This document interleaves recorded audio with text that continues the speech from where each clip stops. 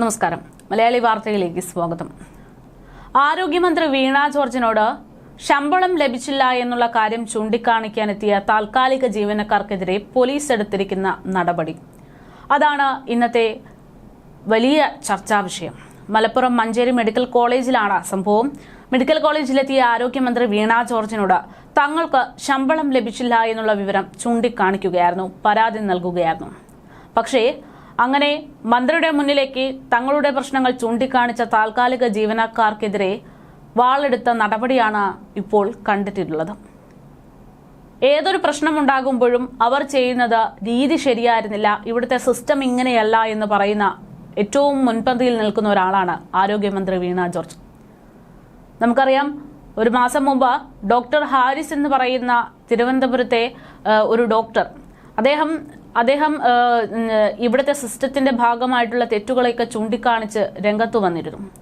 പലതവണ ഇത്തരത്തിൽ പരാതിയും കത്തും നോട്ടീസും ഒക്കെ നൽകി അധികൃതരുടെ കണ്ണിൽ പ്രശ്നങ്ങൾ ചൂണ്ടിക്കാണിച്ചിട്ടും അത് ആരും കണ്ടില്ല എന്ന് നടിച്ചപ്പോഴാണ് അദ്ദേഹം കാര്യങ്ങളൊക്കെ തുറന്നു പറഞ്ഞ് സമൂഹ മാധ്യമത്തിൽ ഒരു കുറിപ്പ് പങ്കുവച്ചത്.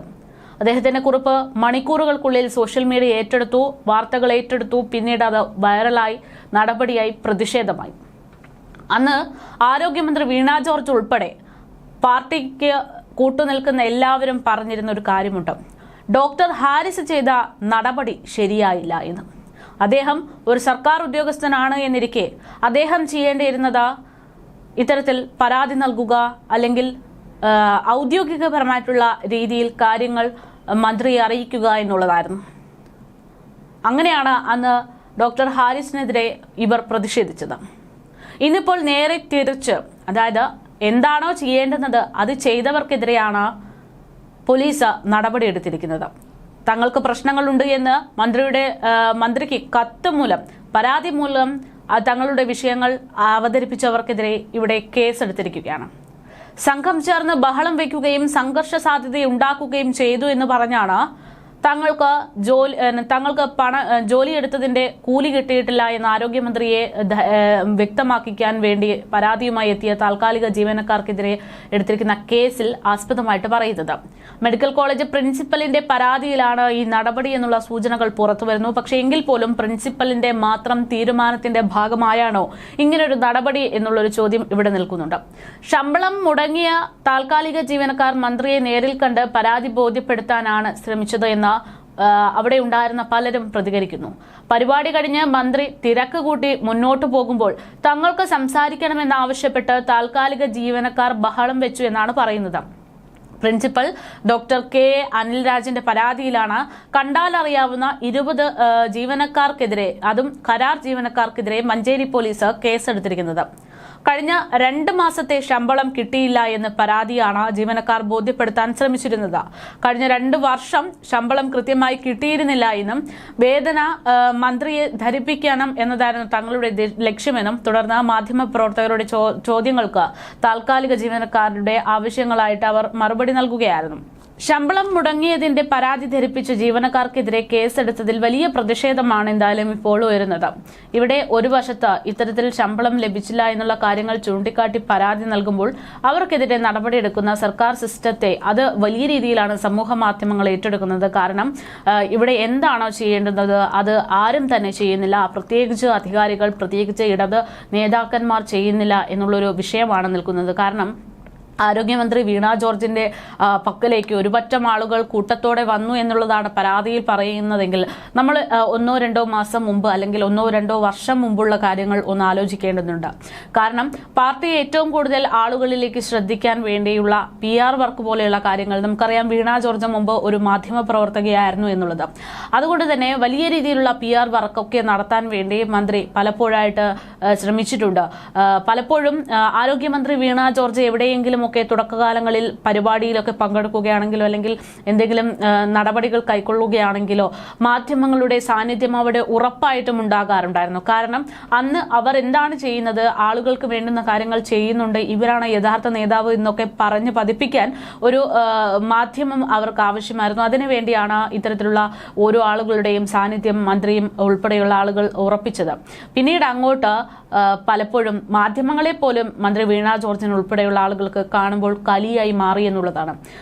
ജനങ്ങളുടെ വോട്ട് വാങ്ങാൻ വേണ്ടി ഇത്തരത്തിലുള്ള ഓരോ തൊഴിലാളികളെയും പറഞ്ഞ് മനസ്സിലാക്കിക്കൊണ്ടാണ് വോട്ട് നേടിയത് എന്നതിൽ യാതൊരു സംശയവുമില്ല.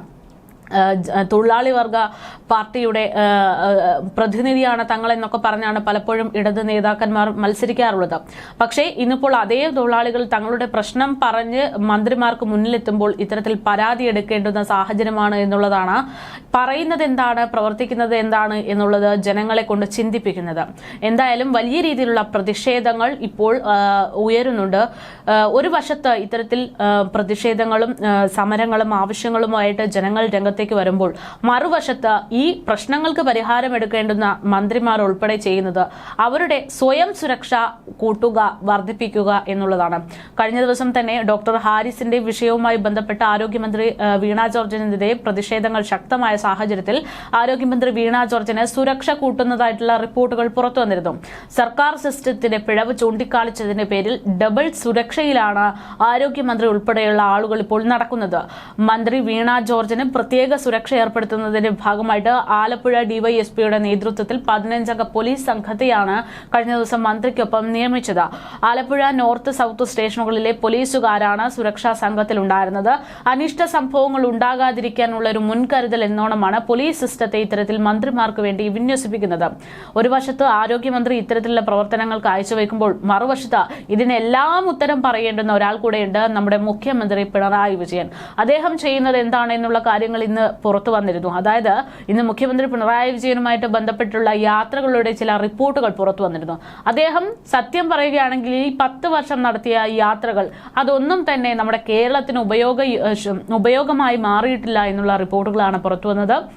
മുഖ്യമന്ത്രി സാമ്പത്തിക പ്രതിസന്ധിയിലാണ്, സർക്കാർ ശമ്പളങ്ങളൊക്കെ വൈകും എന്നൊക്കെ പല തരത്തിൽ മൈക്കുകളിലൂടെയൊക്കെ പ്രസംഗിക്കുന്ന സമയത്താണ് 10 വർഷത്തിനിടെ നടത്തിയത് 25ഓളം വിനോദയാത്രകളാണ് എന്നുള്ള റിപ്പോർട്ടുകൾ പുറത്തുവരുന്നത്. വിനോദയാത്രകൾ എന്ന് നമ്മൾ പറയുന്നതാണ്, ഔദ്യോഗിക യാത്രകൾ എന്നാണ് പലപ്പോഴും മന്ത്രിമാരുടെ മറ്റ് ഔദ്യോഗിക കണക്കുകളിലുമൊക്കെ പറയുന്നത്. പക്ഷേ അതിനെ കൊണ്ട് എന്താണ് കേരളത്തിന് സംഭവിച്ചതെന്ന് ചോദിച്ചാൽ ഒന്നും തന്നെ ഉണ്ടായിട്ടില്ല. അതുകൊണ്ട് ഒരുപക്ഷെ ജനങ്ങൾക്ക് അത് മുഖ്യമന്ത്രിയുടെ വിനോദയാത്രയെ മാത്രമേ കാണാൻ പറ്റുകയുള്ളൂ എന്നുള്ളതാണ്. എന്തായാലും നിക്ഷേപം തേടി മുഖ്യമന്ത്രി നടത്തിയിട്ടുള്ള യാത്രകളൊക്കെ തന്നെ, വിദേശ യാത്രകളൊക്കെ തന്നെ ഒരു ഗുണവും കൊണ്ടുവന്നിട്ടില്ല എന്നുള്ള റിപ്പോർട്ടുകളാണ് ഇപ്പോൾ വിവരാവകാശ രേഖകൾ പ്രകാരം പുറത്തു വന്നിരിക്കുന്നത്.